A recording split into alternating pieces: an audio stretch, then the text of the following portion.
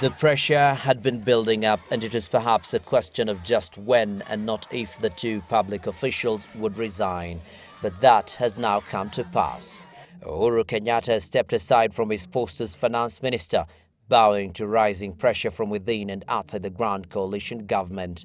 And Kimemia Muthaura has also stepped aside from the powerful docket of the head of civil service and secretary to the cabinet.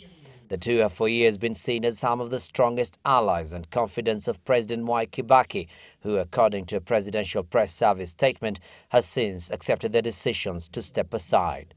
The presidential press service statement said in part, "The president has accepted the decision by Uhuru Kenyatta to step aside as the Minister for Finance. However, Honorable Kenyatta will retain the position of Deputy Prime Minister in accordance with the Constitution." The president has also accepted the decision by Muthaura to step aside as Permanent Secretary, Secretary to the Cabinet and Head of the Public Service. The move comes just days after Kenyatta and Muthaura were indicted by the International Criminal Court for crimes against humanity, charges of murder, deportations, persecution, rape and other inhumane acts committed during the 2007-2008 post-election violence period. It also comes soon after the Attorney General said that the two could still hold their positions until they exhaust their appeals process at the International Criminal Court. Uhuru Kenyatta has, however, retained his position of Deputy Prime Minister because it is seen as a political one. But the move to have Uhuru Kenyatta retain his Deputy Prime Minister's position within the Grand Coalition government setup has not gone down well with some members of the Orange Democratic Movement wing of it. The stepping aside on account of Honorable Uhuru is not sufficient, is half measure.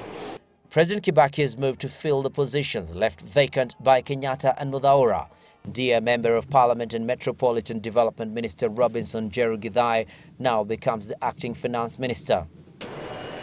What Honorable Uhuru has done is true, then it means that the acting minister for finance, my friend Honorable Githae, is going to be a minister in the office of the Deputy Prime Minister.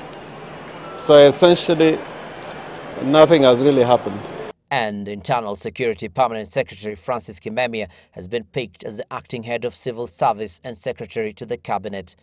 President Kibaki has also named Muthaura as the acting permanent secretary for provincial administration and internal security to replace Kimemia.